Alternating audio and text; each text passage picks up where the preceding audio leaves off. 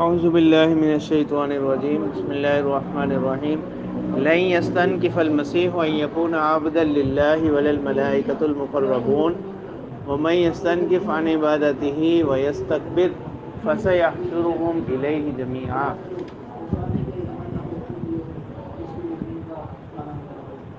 اب نجران کے جو نصارہ تھے انہوں نے کہا کہ آپ مسلمانوں سے کہا کہ آپ لوگ حضرت عیسیٰ علیہ السلام کا مرتبہ کم کرتے ہیں اور کہتے ہیں کہ وہ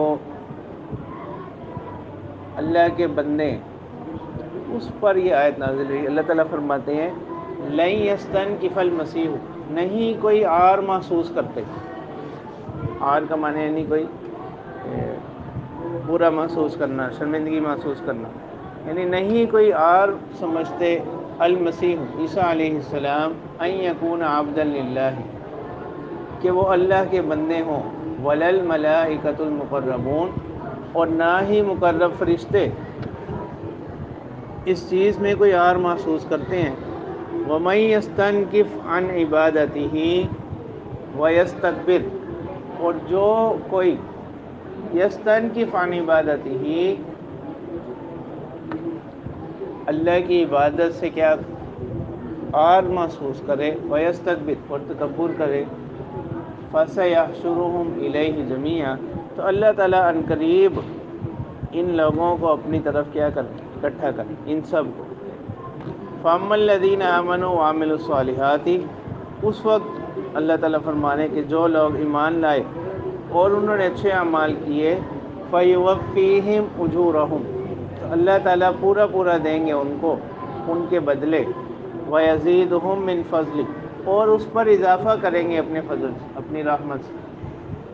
وَأَمَّا الَّذِينَ اسْتَنكَفُوا، اور وہ لوگ جنہوں نے عار سمجھا، اس کو معیوب سمجھا، وَاسْتَكْبَرُوا، اور تکبر کیا، فَيُعَذِّبُهُمْ عَذَابًا أَلِيمًا، اللہ تعالیٰ ان کو دردناک عذاب دیں گے۔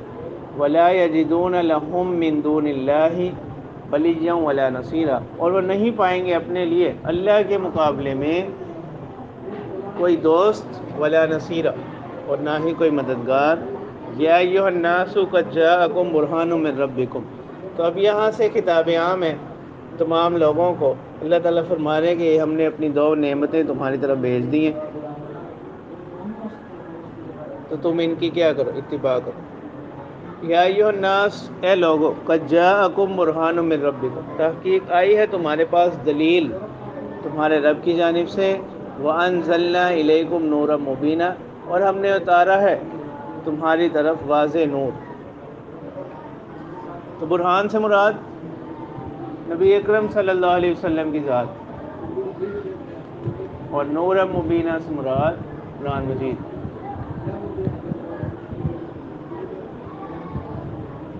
فَأَمَّا الَّذِينَ آمَنُوا بِاللَّهِ، بس وہ لوگ جو اللہ پر ایمان لائے، وَاعْتَصَمُوا بِهِ، اور پھر اس ایمان کو اور اللہ کی ذات کو انہوں نے مضبوطی سے پکڑے رکھا، وَاعْتَصَمُوا بِهِ، اسی کے ساتھ قائم رہے، فَسَيُدْخِلُهُمْ فِي رَحْمَةٍ مِّنْهُ، اللہ تعالیٰ عنقریب ان کو داخل کریں گے، فی رحمت، اپنی جانب سے ایک رحمت میں، وفضل، اور اپنی مہربانی میں، وَيَهْدِيهِمْ إِلَيْهِ، اور ان کی رہنمائی کریں گے اپنی طرف، صراطا مستقیما، سیدھے راستے کی طرف۔ یستفتونک،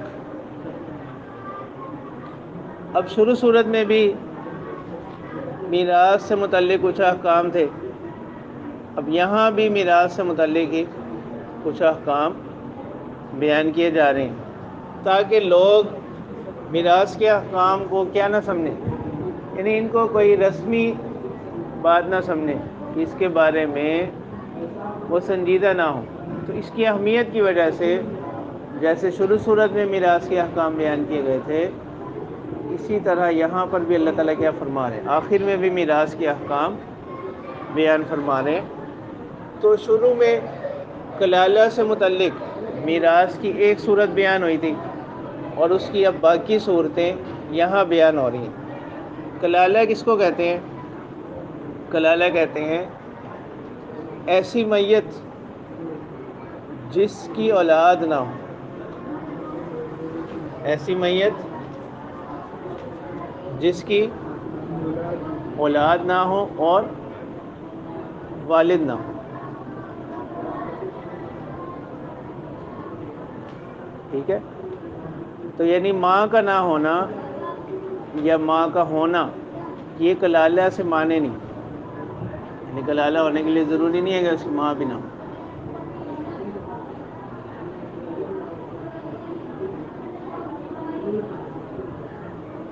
اور یا کلالہ کہتے ہیں کہ وہ وارث جو میت کی اولاد کے علاوہ ہوں یا اس کے والد کے علاوہ ہوں.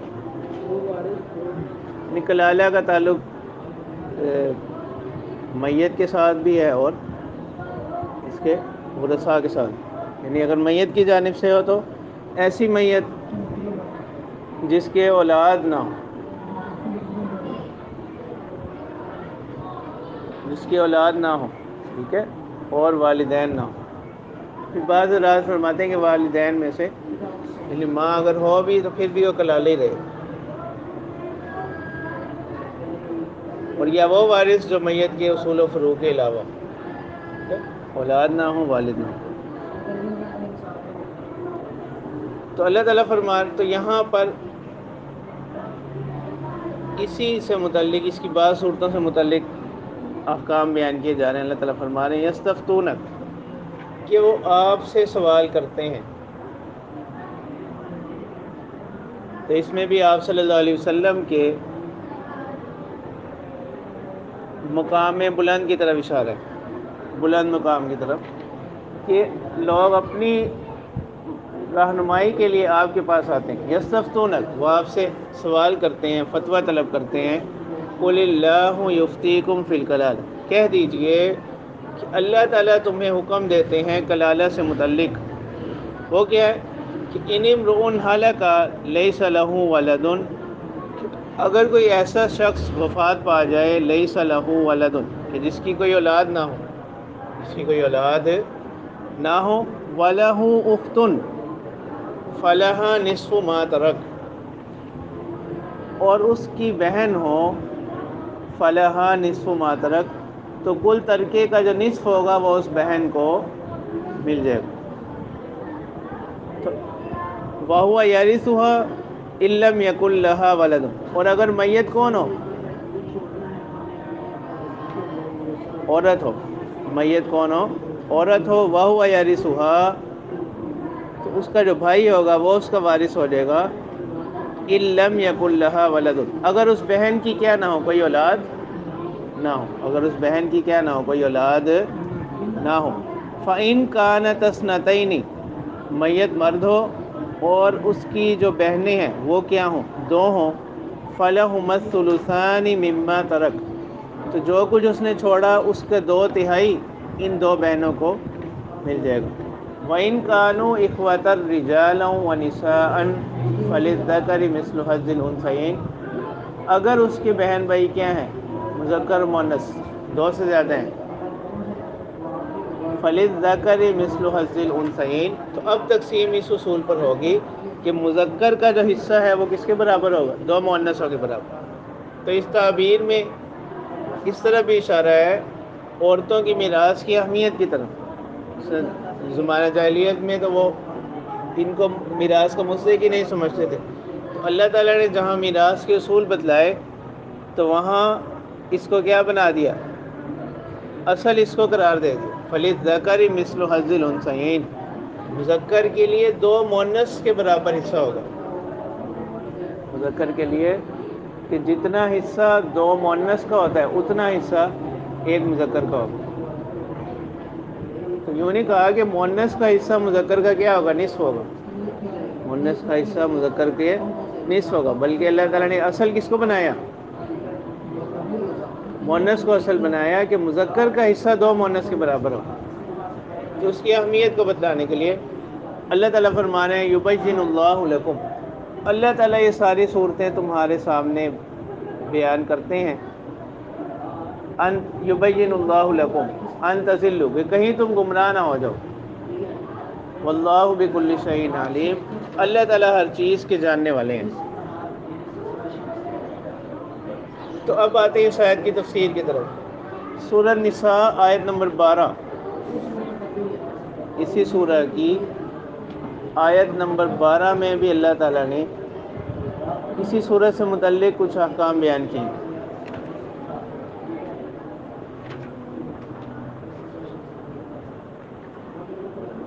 وہ آیت نمبر 12 کیا ہے؟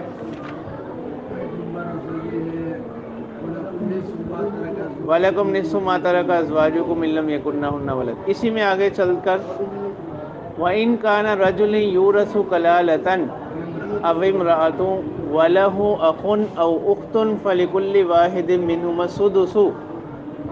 اگر کوئی ایسا شخص جو کلالہ ہو یا عورت ہو اور اس کے بھائی بہن ہوں تو ان میں سے ہر ایک کو چھٹا حصہ ملے گا۔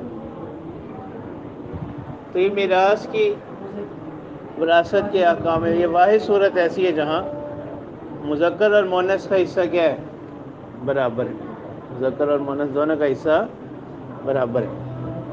تو ایک صورت یہ بیان کی گئی تھی آیت نمبر 12 کے اندر، اور یہاں اللہ تعالیٰ کیا فرما رہے ہیں؟ ان امرؤ ہلک لیس لہ ولد ولہ اخت فلہا نصف ما ترک وہو یرثھا ان لم یکن لہا ولد، کہ اگر بہن ہو تو وہ نصف ترکے کی وارث ہوگی، اور اگر بھائی ہو تو وہ سارے کا۔ ٹھیک ہے؟ اور یہاں کیا تھا؟ فَلِكُلِّ وَاحِدٍ مِّنْهُمَا السُّدُسُ، اور اس آیت میں آگے کیا ہے؟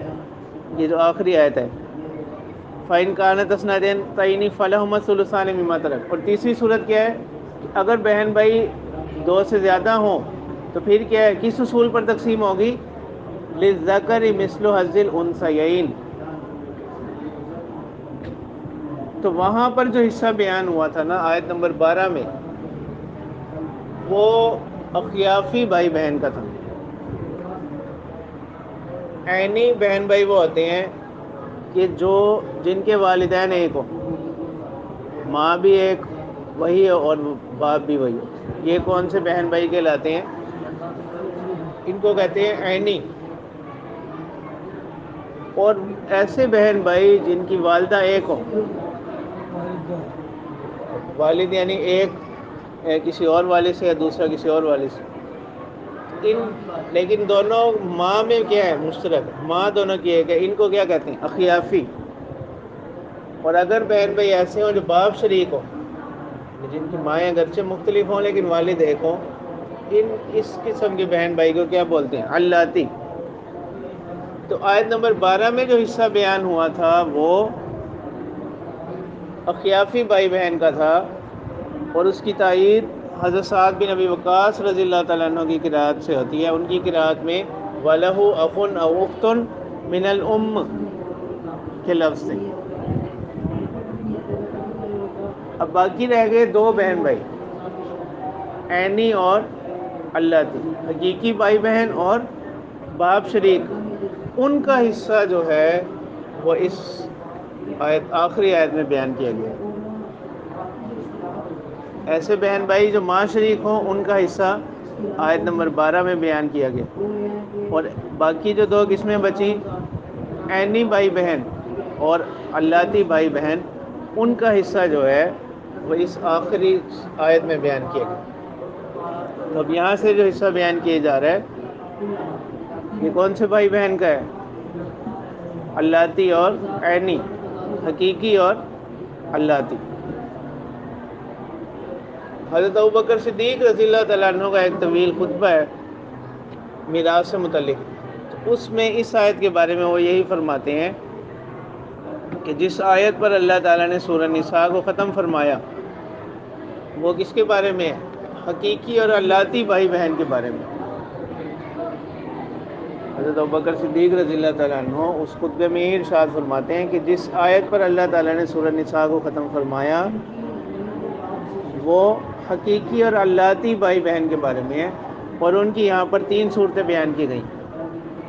اس کی یہاں پر کتنی صورتیں بیان ہوئی تھیں؟ پہلی صورت یہ ہے نا کہ میت کی کوئی اولاد نہ اور صرف بہن ہو تو اس بہن کو نصف مل جائے گا اس کے ترکے کا، اور اگر بہن فوت ہوئی تو اس بھائی کو اس کا پورا مال مل جائے گا، اور اگر بہنیں 2 ہیں تو ان کو میت کا کیا ملے گا؟ 2 ثلث ملے گا، ان کو میت کا 2 ثلث ملے گا۔ اور اگر 2 سے زیادہ بھائی بہن ہو تو کس اصول پر تقسیم ہوگی؟ تیسری صورت کہ اگر میت کے بھائی بہن ہیں اور 2 سے زیادہ ہیں تو پھر کس اصول پر تقسیم ہوگی؟ للذکر مثل حظ الانثیین، کہ مذکر کو کتنا حصہ ملے گا؟ جتنا 2 مؤنث کو ملے گا۔ لیکن اس میں شرط یہ ہے کہ وہ دونوں، یعنی وہ تمام جو بھائی بہن ہیں وہ کیا ہوں؟ حقیقی ہوں۔ وہ تمام بھائی بہن کیا ہوں؟ حقیقی بھائی بہن ہوں، یا وہ تمام کیا ہوں؟ اللتی ہوں، یعنی حقیقی اور اللتی جمع نہ ہو، حقیقی اور اللتی جمع نہ ہو۔ اگر حقیقی اور اللتی جمع ہو گئے تو پھر ان کے احکام مختلف ہوں گے، یہ جیسی صورت ہوگی اس کے مطابق پھر ان کے احکام وہ بدلتے جائیں گے۔ جیسے یہ کتاب الفرائض فقہ وغیرہ میں، فقہ کی کتابوں میں، یہ کتاب الفرائض میں بیان کی جاتی ہے۔ یہاں جو صورت بیان کی جا رہی ہے اس آیت میں، وہ صورت میں ہے کہ جب وہ کیا ہوں؟ ایک ہی جنس کے لوگ، یعنی حقیقی ہوں تو سب حقیقی ہوں اور اللتی ہوں تو سب اللتی ہوں۔ اگر ان میں اختلاط ہوتا ہے تو پھر اس کے احکام وہ فقہ کی کتابوں میں آئیں گے، وہ اس سے الگ، وہ الگ ہوں گے۔ یہ یہاں تک یہ سورۃ النساء آپ کی مکمل ہو۔